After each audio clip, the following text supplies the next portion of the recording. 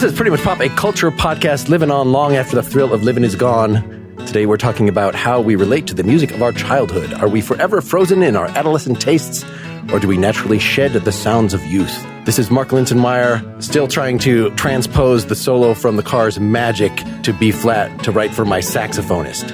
I'm Erica Spires, here to tell you youngsters that in just an bop, you're gone. I'm Brian Hurt with 0 songs on my iPhone, but otherwise pretty well prepared for today's podcast. And our guest.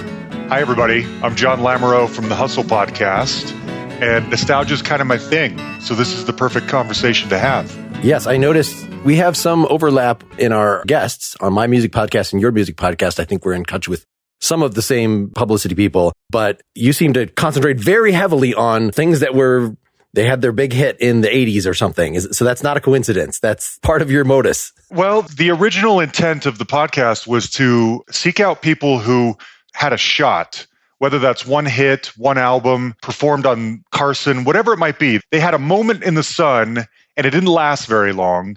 And how do you pay your bills for the rest of your life after that moment? What do you do when it's over? But it became easier than I thought it would be to get some good guests. And after 6 years, we've just sort of keep going, moving up and up and up. And I should stress, not that getting super big name guests is the point necessarily, because I like everybody's story and they all have great ones. But we've just sort of evolved into, yes, how do you make it work over long spans of time is still part of the conversation. But it's also just hearing great stories and where did this song come from? And what happened when this album didn't work? And when that guy left the band or whatever, how do you adjust? These are the topics we kind of dwell on.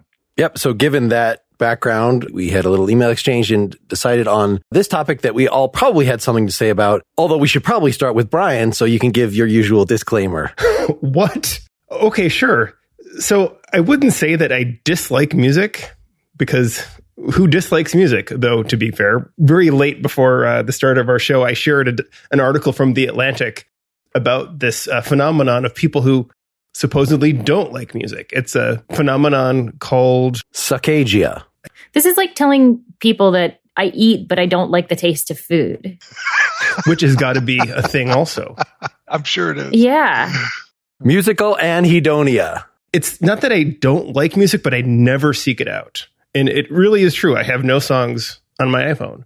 And when I go on drives, I will usually not listen to any music. And when I do things, I don't listen to music. Now, when it happens to be on, I might enjoy it or I might not. I own a guitar and I kind of play it okay. And I've enjoyed going to Mark's shows.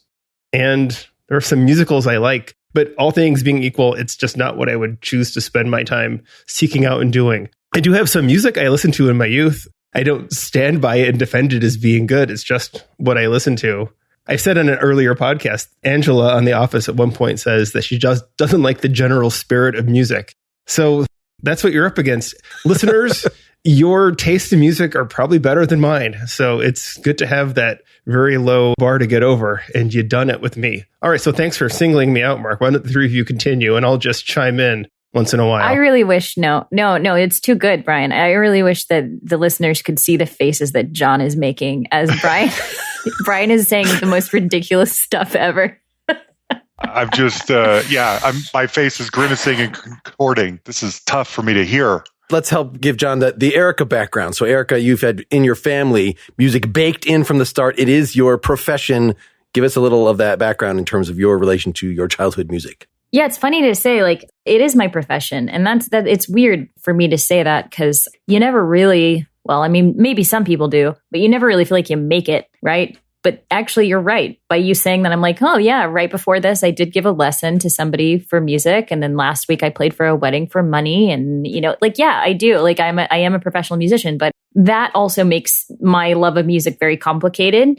And I also don't seek out music as much as I should. And when I do seek it out, oftentimes it is, ooh, how can I use this for this? And I have a very analytical brain about music. So it's hard for me to just sit and just enjoy it. So my husband will often bring me new albums to listen to. He'll listen to what the kids are listening to. He really likes to keep up on new stuff. And I enjoy that because it's not something I would necessarily do on my own.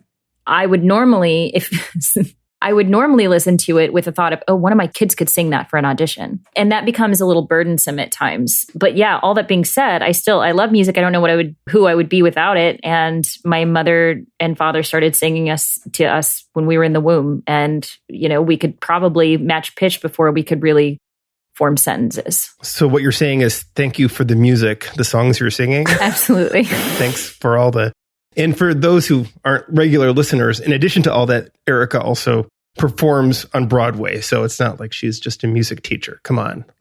No, I was just thinking the most recent thing I did today, but it encapsulates much of my life. Absolutely. All right, John, give us your starting point. What is your background other than running this podcast? I just, at a young age, became fascinated with songs being played on the radio and enjoyed them. And this is going to sound odd, but my dad, he died a few months ago, but he was a flight attendant for United Airlines. And so I grew up being able to fly anywhere I wanted. And you may remember back in the olden days, there would be those headsets, big clunky plastic headsets with the plungers that you would plug into the armrest.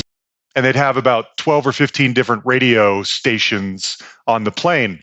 And I used to go on trips with him every month, at least one or two. And it was always a really big deal to me. The first thing is you get on there and you pull out the in-flight magazine and you look at the back and you see what songs are playing on your favorite station on the airplane. Then it's those 20 songs just over and over and over again. So that had a big impact on me too, in terms of loving music and the anticipation of a song that you love possibly coming on the radio, or only 4 more tracks on the airplane before you get back to it. And then the ability to buy a record or a cassette and listen to it over and over again. But I think what happened is, probably like Erica in her own way, you just eventually realize that you love music like someone loves sports. And they follow sports and they follow stats and they follow a team and they follow the players and their batting averages and ERAs and all that kind of stuff. You apply that same sort of mental exercise, mental ability to music, and it becomes every Bowie album and which one's best and which one has Scary Monsters on it and which one did he do with Queen. And you're just applying that same. Some people have it for money, some people have it for science, some people have it for gardening. I have it for music, and I'm not good at anything else in life. But this is the only thing that I'm sort of Goodwill Hunting about, is my interest in music. It's almost like it finds you. I feel similarly to that. I guess when I was thinking about this topic, there was the stuff that your parents smuggle into you before you're conscious. So that is like one whole psychological category of stuff that I made at age 9, a John Denver multi-cassette mix out of my dad's record albums. Erica, you should... The epitome of cool.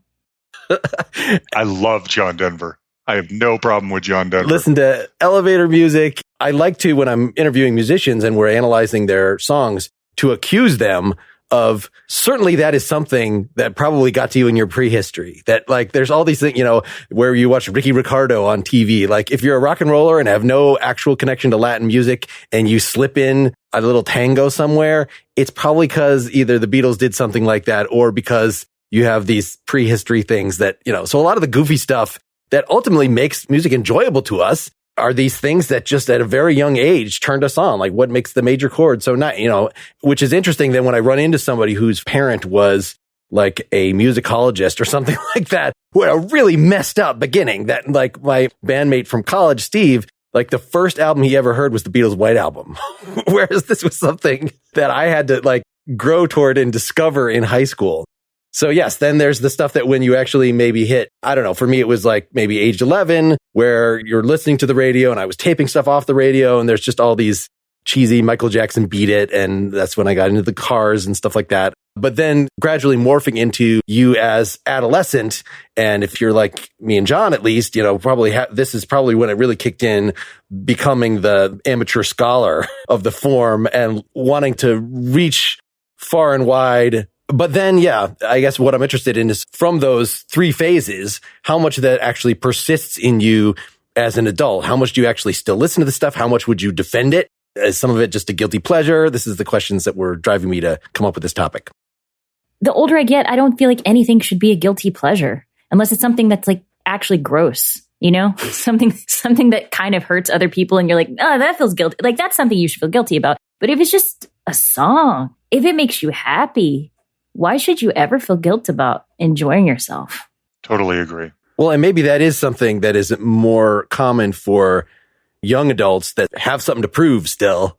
Oh, for sure. Because I grew up with a lot of what I would call guilty pleasures, because I grew up with two older brothers and they had the idea of what the cool music was. And I just listened to what they listened to. And sometimes if I wanted to go out on my own and listen to something else, I would get teased for it, just a good Josh in or whatever. But, it's funny looking back, like my brother Sean, who is the eldest, and he's definitely like the coolest of us kids. He just didn't care. Or if he did, we couldn't tell because he listened to some stuff that was considered cool. But like in high school, he was super into Yanni and Enya. And other kids started listening to it. And they're like, this is really interesting. This is great to listen to before a track meet. He kind of, I guess, became like a bit of a tastemaker in such a weird way. So, but it took me until the boys, as I called them, until the boys left the house to kind of discover what I actually wanted to listen to, because I didn't have to feel like I have to worry about what albums I was bringing home. What I think Mark mentioned and you expanded on there, Erica, is that so much of what we did as teens was also based on being in our teen societies and that developmental stage where peer pressures were so big a part of what we chose to like or dislike. And there wasn't a name for it, but of course there was all sorts of gatekeepering going on. Back then, you couldn't be a U2 fan if you only liked this album. You had to know like the deep cuts and the B tracks, or vice versa. If you liked the wrong kind of group, like Yanni or Enya or whatever, you sure didn't tell your friends at school about it because there was no angle in it for you to be known as the person who liked this or that. The master of the pan flute. So even though you may well still like or not like things genuinely based on those tastes that formed then, the way those tastes got formed sometimes have been in fairly unhealthy ways. I mean, we are who we are and we like who we like. And as someone, as I've said already, music isn't that important a part of my life. But if a song comes on and I'm tapping my toe along to it because I know it, I don't really give a whole lot of thought to, oh, well, this is Blue Suede and Blue Suede is ridiculous, so I shouldn't like it. It's like, I kind of know this Uka Chaka song and I really like Guardians of the Galaxy and it seems to work. And I got a happy little vibe from that thing, even though it's musically probably fairly bankrupt compared to the original. I think what Brian's describing comes just through maturity and through age and wisdom and not giving a crap. Because I think there's 4 different layers or levels of our coming to terms with the music we like. When we're young, we like the things that we hear on the radio that sound cool, that our friends might like, especially if you grew up in the 80s when there was, you'd hear U2 on the radio and then you'd hear Bobby Brown and then you'd hear Def Leppard and then you'd hear Cyndi Lauper and they'd all be back to back to back to back to back. That doesn't really happen so much anymore. And then when you get into like college age, you start to reject all the things that you thought were cool when you were a kid. I have a huge CD collection, but when I was in college, I remember thinking, I don't like 80s music anymore. I'm going to sell all my 80s CDs. And if you know me, you know that's like totally contrary to all my favorite stuff. Because that's when you become more cool and you're more concerned about, I don't know, maybe if you're a true music fan, unlike Brian here, you might become more academic about who influenced who and keeping it cool and stuff. And then you go through the third stage, which is like, well, if I'm honest about it, I really liked those Hall & Oates songs back then. And for a while there, I think I felt like I was made to feel guilty about that, or that I shouldn't, or that they're lesser than. But I still really like them, and maybe that makes me silly or weird or something. And that's where the guilty pleasure concern comes in. And then there's the fourth stage, which is just like, screw that. I like what I like, and I'm not going to feel weird for it. As Erica said beautifully, no one should ever feel silly for liking something. And if it makes you happy, that's the entire point. But it takes some stages and some maturity and some wisdom to get there. Maybe part of that fourth stage is also understanding how what you say influences the people around you who haven't arrived there and haven't accepted what they like, and they are still looking for that approval. And I mean, I definitely notice this. I don't have children, but I have nephews, and my eldest nephew is 12. So like, he's definitely at that age where he's trying to introduce me to things. And I'm trying to show him some things. And as I'm doing it, there's times that I just want to like tease him because he's funny. And then I have to remember, wait. If I say this to him, it's very possible that will keep him from looking up other musicians or other filmmakers that he might really be interested in just because I didn't show enough interest in it. It's funny because all of us have been influenced by gatekeepers. And then we get to that point where we don't give a shit, but then we have to be careful that we are not then becoming gatekeepers ourselves. Let me throw out an anecdote. So I really liked when I was very young, in 1981 when it came out, the Asia album. It was huge. Everybody liked the Asia album. And it was only later that I learned that actually sort of the culmination of this like prog rock plus that it had some real musicianship behind it that some other stuff from, that sounds very similar to it from that period doesn't have. And so even as a young adult, I had some respect for this, even though it was no longer cool. And I remember picking up, after it had been out for several years, the 1992 Asia album Aqua, which no longer even has the original singer. It's just a shell of its former self, but it still has like enough of that, the synth feel and enough of it.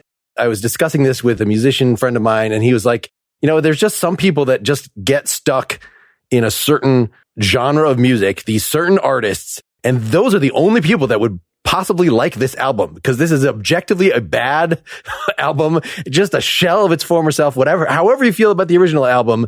The original 1981 Asia album, 1992 Asia was simply pretty terrible. So what do you think about that whole, I have such a nostalgia for this certain kind of music that I'm going to like things that are tangentially related to it because it has enough of that spirit. So John, I know you had like guys from the Outfield on later. That was another one, the very big. By the time, it's their 9th album, I don't know. What is the justification? Okay, so I grew up in the Bay Area, and so the Oakland A's were my favorite baseball team. Now, I haven't lived in the Bay Area for a long time, and I couldn't even name more than a couple people on the team now because they don't get played very often.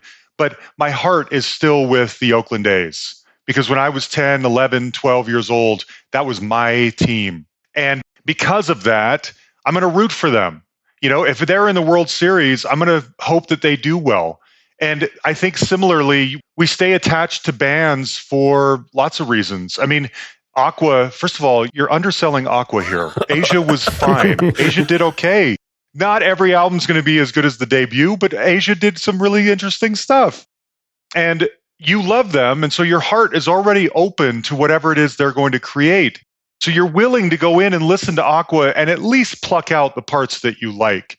And I hope one day, Mark, you don't have to preface talking about Aqua by saying it's terrible. You can just proudly say, I loved Aqua. I wasn't supposed to love Aqua. I'm one of the few that loves Aqua, but I proudly love Aqua. And that's the point that we all should I hope we can all get to with our music. Just that's a second level guilty pleasure, that the original love for the original Asia already as featured in the 40-year-old virgin in the movie as like the thing that he's still into. And then being that into it, yes, a further stage of shame. Yeah. David Bowie's my number one, and I have every David Bowie album. I don't love them all the same, but if he were still alive and putting out music, I would buy it because I'm supporting everything that David Bowie's going to do. Same with Crowded House, just put out a new album. They're my favorite group, one of my favorite groups ever. I actually don't expect it to be good because their last album wasn't very good.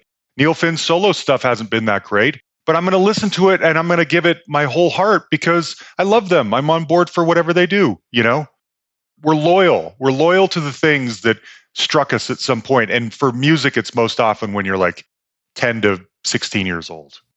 And John, even if that stuff isn't good, whatever that means, you are likely to appreciate it about as much as anybody is going to, because you'll understand its context. And if there are aspects of it that are good, even if they didn't entirely get pulled off successfully, the bits of it that did work, you'll be able to say, yeah, I see what they were trying to do, or I see what they did in part, but maybe didn't pull off completely. Now, Brian, I'm curious.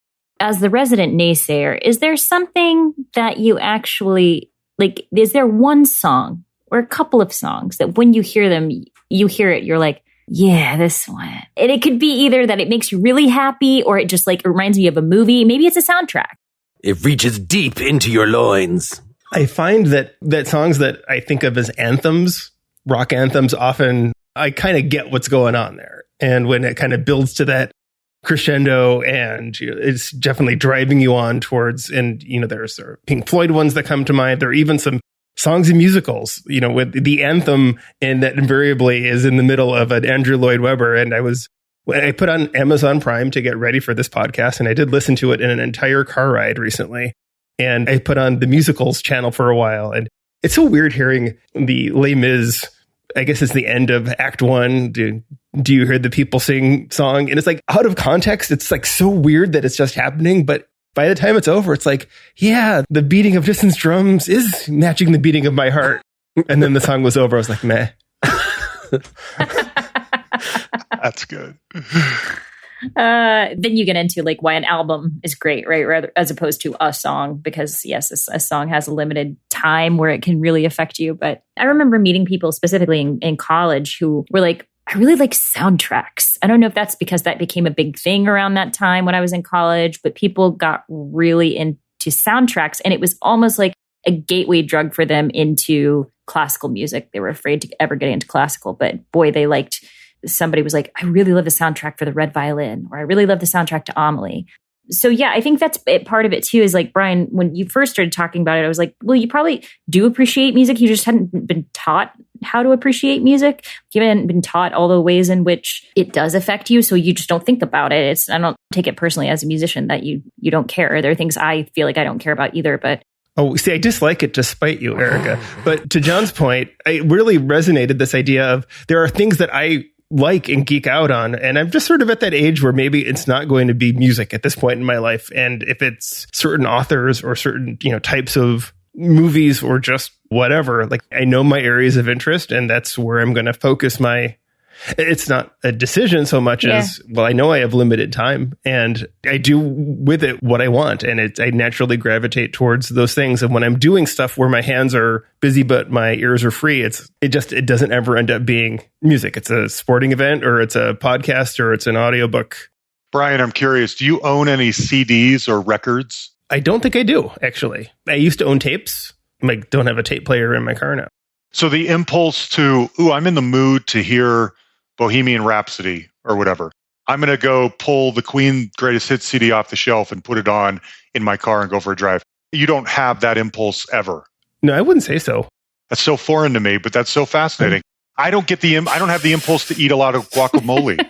We're all just different. Well, and I wonder if there might be something about our ages that a couple of the articles that I found, I will link folks to, just talking about why do older people not get into young people's music? Why do we have the generation gap in music? And psychologists have studied the things that you could probably figure out through common sense, which is when you're young, you're more emotional, you spend more leisure time, at least most people. John and Eric and I are exceptions probably in this, but don't just lie around listening to your albums in a way that you probably did as a teen. Don't necessarily play the same things over and over again. I even wonder about just the difference in how music technology is available to us now, that we really were in a position where the only music you had is either what you're waiting for on the radio or what you owned. And so when I owned something, then I would just play it again and again and again. And there's just no impetus to do that now with streaming. And I just have, even among what I own, there's too much of it, unless I'm like, I'm going to, go through a particular crowded house phase right now. And I'm going to listen to all their, it's just the reason that I would do that, in fact, is because I remember having a relaxing time in my dorm putting on Pink Floyd's Adam Hart Mother, and so I will do that same thing now while I'm lying around to try to have some sort of nostalgic relaxation time. Whenever people talk about they like music because it reminds them, or a song because it reminds them of a happier time or something like that. And I think my childhood was fairly miserable most of the time. I mean, I wasn't abused or anything like that, but I wasn't cool. Girls didn't like me. I got beat up a lot, all that kind of stuff. So what is it about my childhood that I want to listen to music that takes me back there, but yet I was unhappy? So why do I even have that feeling? And I finally realized the other day, maybe this is obvious to everyone, the nostalgia is for the fact that the music was the escape from the misery that most young teenagers probably feel. That when I was being picked on and the girl didn't like me, and I'd go home and I'd play This Woman's Work by Kate Bush or something like that to really drown in my misery and my sorrow. Those weren't happy times, but the music was my escape. And so the reason I lean on that music now is not to remember how unhappy I was, but to remember the power of the escape that music played in my life at the time. It took me till just now to realize That's beautiful. I had never thought of it like that. You're nostalgic for the escape, not for the time of your life. Does that make sense? Totally. Yeah. Totally. Oh, absolutely. Yeah. I was usually somewhat kind of miserable and pining. I wasn't really allowed to date. So a lot of my stuff was all around like love songs that where I would imagine if something were to happen with somebody I had a crush on, who I would never say anything because I knew my parents probably wouldn't allow me to date. And it would be utterly embarrassing to be asked on a date and not be able to go. Yeah, mom and dad, if you listen to what you did to my psyche. So many things coming up in this episode, man. Yeah, I really hadn't thought of it that way. I love that. I also, topics aging out of the music or whatever. And a lot of people, yes, one of the things that you brought up, Mark, is that as you get older, you don't want to listen to the young kids' music. But I think that's just so short-sighted, man, because like it's so cyclical. And one thing I do like about the current streaming services is that in a way, there are certain things that make it kind of like an old radio station where they'll just play a bunch of music and you discover things that you never would have found on your own. So like we're listening to this, I think Billie Eilish station, which really by Billie Eilish, but I was like, man, what is this song?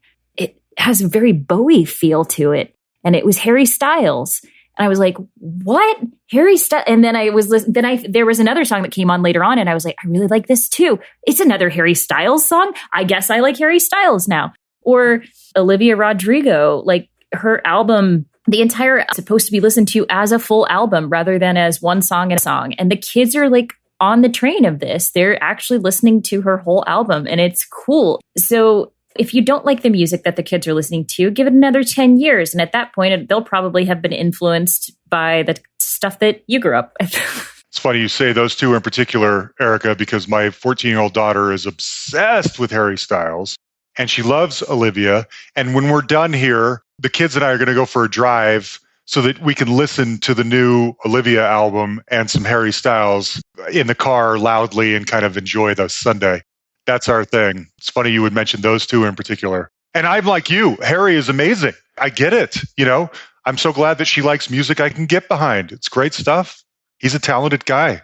Well, and it's funny to listen to my daughter, who has just turned 18, who is a Taylor Swift fan. And then this Olivia thing comes out and she's skeptical about it, I'm not sure. So she's kind of reached that point of now distinguishing, among the pop stuff of like what actually has uniqueness and depth to it and what is just stylistically similar, but is somehow faking it. Like this is exactly the kind of thing that made me hit a certain age and feel like, oh, I still do like the Cars and the Police and the Talking Heads because they were doing something that was authentically post-punk and rooted in whatever, but Haircut 100 and all those other 80s things that were played back to back with them on the same, like, no, now I disavow all that stuff.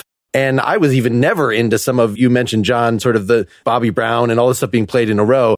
Like even at the time, even when I was at least hitting the age of 14, I kind of became a snob about, maybe it was this sociological stuff of the Guns N' Roses kids I don't like personally. So I'm not gonna like Guns N' Roses. I had the same thing. In fact, I was going to mention this. So I grew up Mormon in Salt Lake City, Utah, and I rejected all of the hair metal stuff because it felt like a threat to Mormondom or whatever, my religious upbringing. If I like this, what does that say about me and where I'm coming from? All the kids I know at school who like this stuff have really long hair and seem to come from broken homes or lower socioeconomic places, and their jeans are torn and they smoke on lunch, and I don't see myself in them. I have mousse in my hair and my shirt's buttoned all the way up and my pants are pegged and I got some neon on. And so I don't see myself in the people that like Bon Jovi and Motley Crue and stuff like that. It wasn't until later, as I mentioned, when you get older and you decide you don't care as much. I read this fantastic book by Chuck Klosterman, Fargo Rock City, which is like a defense of the artistic merit of 80s hair metal. And again, like I always do, why have I been fighting this for so long? Def Leppard are incredible. They write great glam rock, pop rock songs. Why do I fight this? In a way, it's freeing because it's like, good, I don't have to be judgmental about hair metal anymore. I don't have to put toward the energy of saying I don't like it and it's baseless and it has no value. I'm wrong. It all has value. And I'm glad to be wrong because now I've opened up my life to that section of music as well. So I think we reject some things when we're kids and we're trying to find our own identities and figure out who we are because they don't fit the narrative we have of ourselves. And I thought of myself as a short-haired, gel, Cure Smith's Depeche Mode kind of guy. And so Def Leppard wasn't going to fit in, but it does now. I don't have any hair to gel anymore, so it's perfect. We're all equalized by time. Yeah. I was thinking about that in terms of when I interview some of these people, and to ask you about this, John, that most of them, even if they had some definite style that they had to adhere to when they were, became popular in the 80s or whatever it was, they don't have that now, and they just look like normal people, and you can kind of joke with them together about, did you have to wear parachute pants or whatever the thing was? But that's not the case with everybody. And still, I mentioned the Cars was like one of my just favorite things when I was 13 years old and starting my band. And I did transcribe the solos for my friend, the best friend of Brian and who played alto sax to try to play those things. But those guys, like Rick Ocasek, right until he died, still insisted on looking like Rick Ocasek, like just always having sunglasses, always wearing a suit, having the long hair, just this weird affectation that I just didn't know what to make of. That I feel like once you get beyond that initial period where you're being paid and you're on stage and you have to maintain this, or that's part of your brand, just be a person now. How does that play into the various attitudes that you're getting in your interviews from these aging rock stars? I always find that really fascinating, and it's an avenue I go down sometimes in interviews. I never find that the answers are quite as satisfying as I want them to be. But I do wonder if you hitched your wagon, for instance, I'll give you an example, Men Without Hats. Okay, they're, Pop Goes the World and Safety Dance, big hits. The lead singer is named Ivan Doroshuk, I think is how you pronounce his last name. I've never interviewed him. I want to, but in other interviews that I've heard with him and pictures I see, and we're Facebook friends and whatever, I get the impression that he's kind of like a gritty, grumpy, prickly kind of guy. And I always imagine that he was probably into synthesizers for about 10 minutes in the early 80s, and he came up with Safety Dance, and now he has to be into synthesizers for the rest of his life. But if it were up to him, he would want to go make some kind of like hard rock heavy metal album. In fact, they tried once in the early 90s. They put out this hard rock album called Sideways, and no one liked it. No one bought it. It's not very good. And so, yeah, what's that like when you were into something for a minute there when the rest of the world was? New wave was really exciting. It was to me anyway, a different form of punk rock. These synthesizers, what can they do? What sounds can we make? And you wrote a couple of good songs, and then you're stuck being the synthesizer guy for the rest of your life. You probably don't want to do that. Maybe not if you're a real artist or other things interest you. I don't know. I ask when I get the chance, but no one ever gives me the answer that I want. Well, I guess to ask more widely, I guess we sort of had our artist versus song thing in a past episode, but is there anything in light of what we've been talking about here now, Erica or Brian, that you would want to add? Do you pay any attention to what the people that you loved in your youth are doing now? It's different through time and how quickly everything kind of changes now, that I think I grew up in a time where I didn't expect people to be around for that long because there were so many one-hit wonders, and music videos were really big. So sometimes people were big stars because they had a good music video, but they didn't really have much substance on their album. So I guess the short answer is no, but the longer answer is sometimes, yeah, I like to see what people are up to and see how they've changed. And right now people seem to want authenticity. And so it's kind of a cool time, I think, for musicians to just be like, yeah, I did this as a kid, and I'm not like a huge Justin Timberlake fan, but I like him. But he's not somebody who seems to be like embarrassed by the fact that he was in NSYNC. He's just learned how to do something after that. Sometimes you get interested by it. I think in particular, like this new wave that has come out in the past several years, I've really enjoyed a lot of that music. And I was a little too young for the first new wave, round. Was there just wave first and then new wave? Is that a terrible joke? Good one. Surf music. But yeah, I enjoyed new wave until the new version of new wave came out, and I'm like, oh, this makes me feel like I'm a child again, and like obviously it does, and like so that then did the opposite for me. It made me want to go back and find old bands that had originally influenced the kind of music that's out there now. I've been to enough concerts of the music I would have listened to in high school, just these bands that don't go away or come back in various forms, to know that I don't feel like there's all that much new to be offered. Like when I saw the Eagles play and Paul Simon and Bob Dylan all within the last, 5 years. And it's anything that is new is just like, what is, I don't even know how to appreciate it. It's like, so this is like a new Paul Simon thing. Like he's still doing something different. It's like, just play Graceland and Simon and Garfunkel and don't talk to me about the Brazilian shaman because I don't want to hear about it. Brian's that guy. Wow. Wow. He's representing the majority of fans in any given audience. I know. And I understand that like it becomes real contentious with some of these musicians.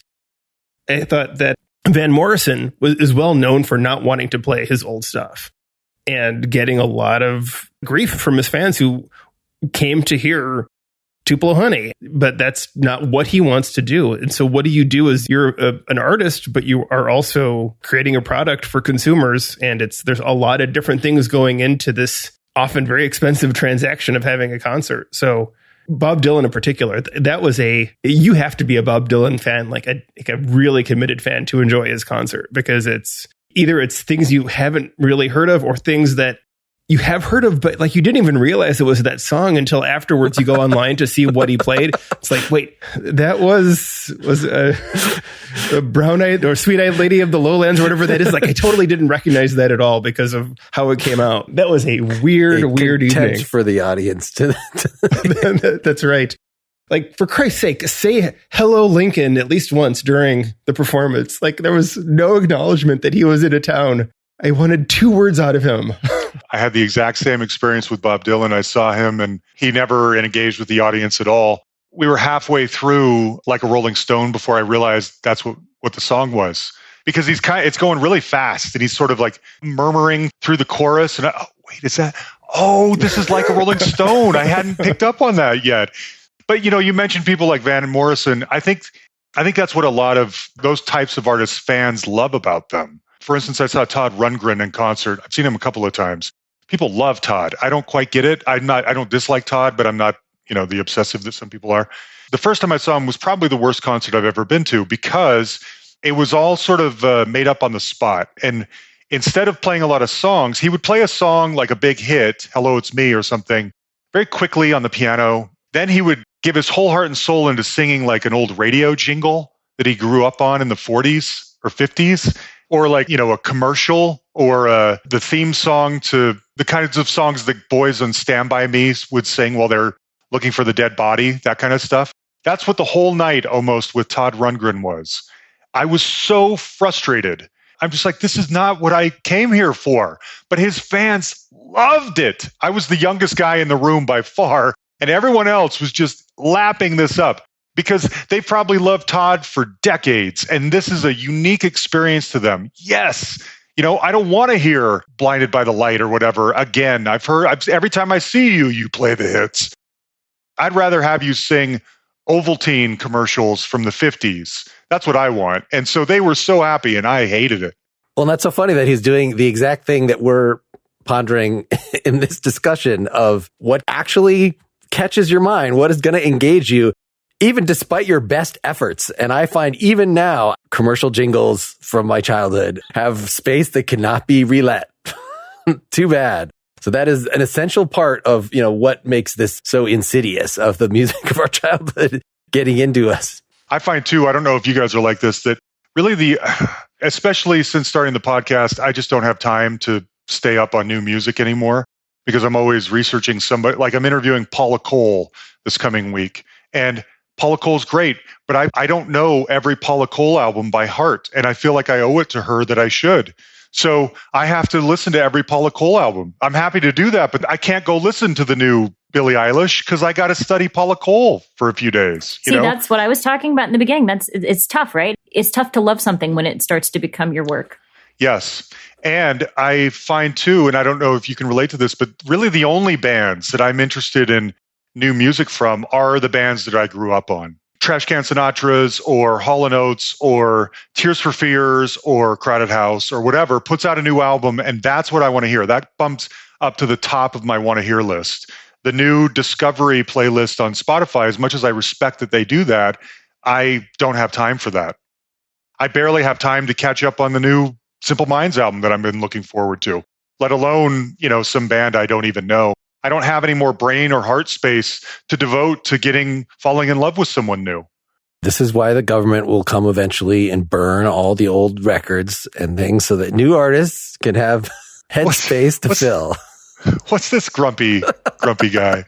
Okay, so one of my songs, Mark, you had asked put together a list of songs that I didn't go through my albums and list them. I, just as a starting point, I was like, what are the songs from this year? And then if that sparked something in me, then I would write it down. And one of the songs that came up as a childhood song that I remember very well and I loved was King of Wishful Thinking. And then I was just looking through your list, John, of people you've interviewed, and Go West is on there.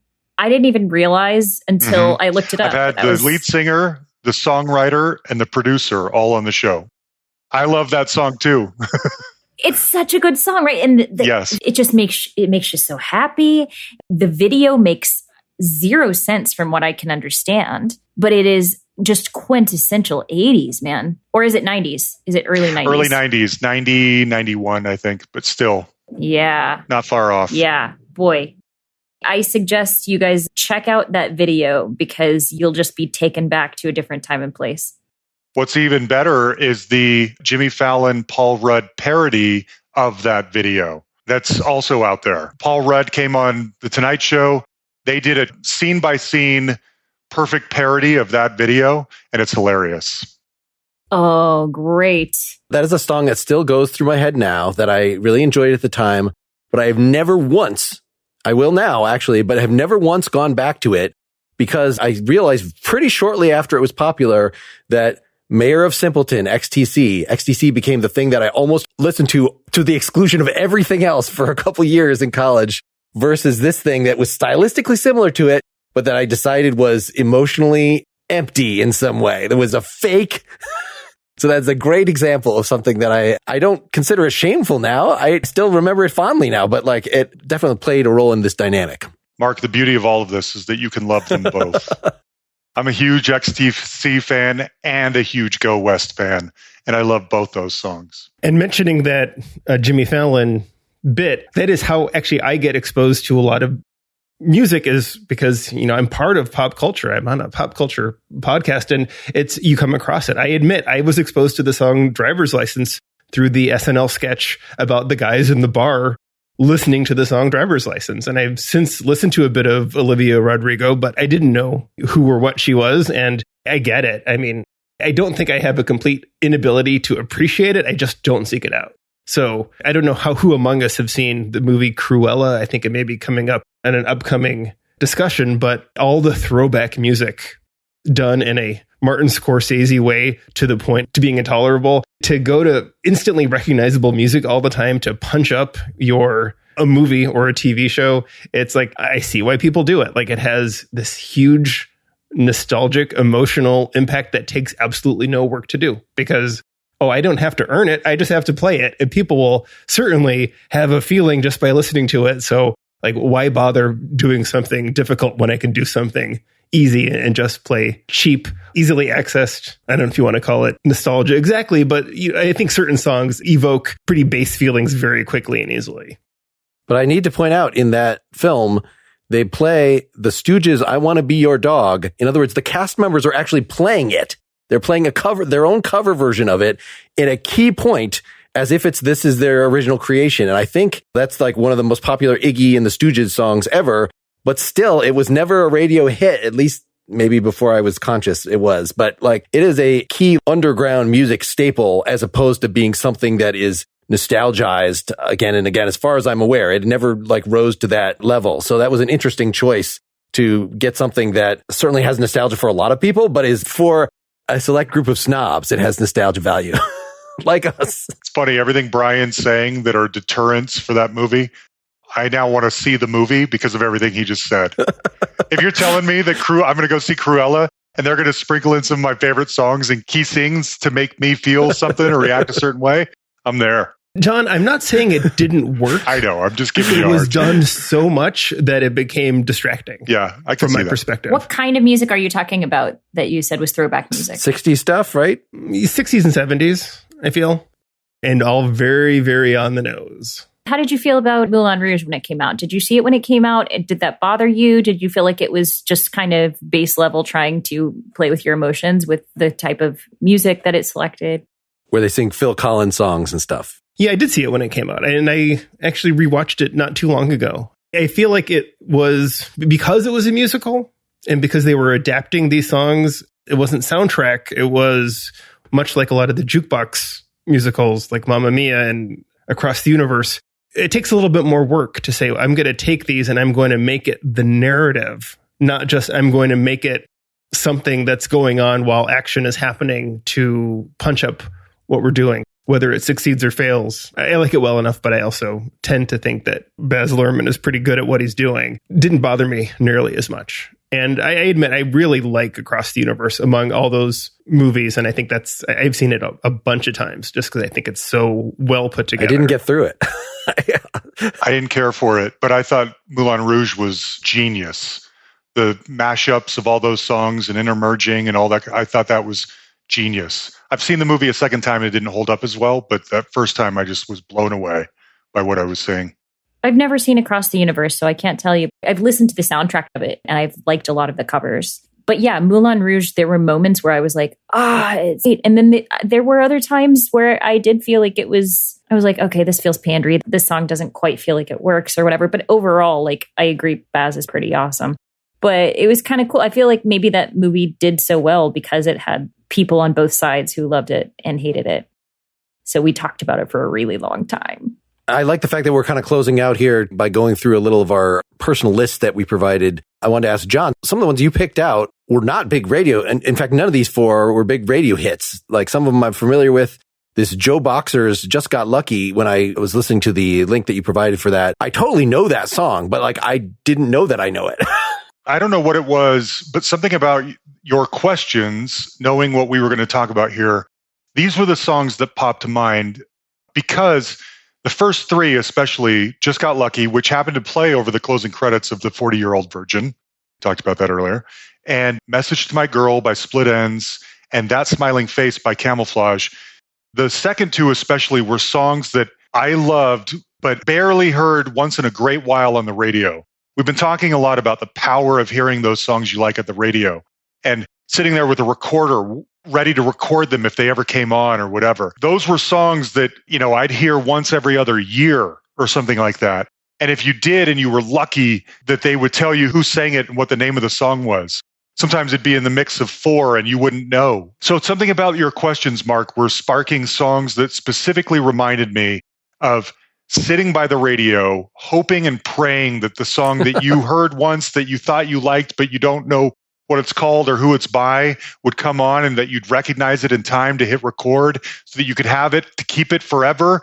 That's what those were. Joe Boxer's and Jethro Tull's Songs from the Wood, believe it or not, are kind of tied together for me. When I was about 12 years old, I'm the oldest in my family, so I don't have that older sibling that taught me music. And my parents were more into classical, so they didn't really teach me anything. But my cousin, who was just older than me, Rick, he was that guy. And I remember walking into his bedroom one day, and as soon as I opened the door, and he had his own room, and he had a big stereo and all this kind of stuff, the beginning, the a cappella sort of singing of Songs from the Wood comes on just as I walk in the room. And I remember thinking, you can do that? Like you can be a rock group that also plays a flute and has these a cappella, like, skipping through a forest type sounds. You're allowed to do that? I didn't know you could do anything like that. I retract my joke about Master of the Pan Flute because Jethro Tull is pretty much.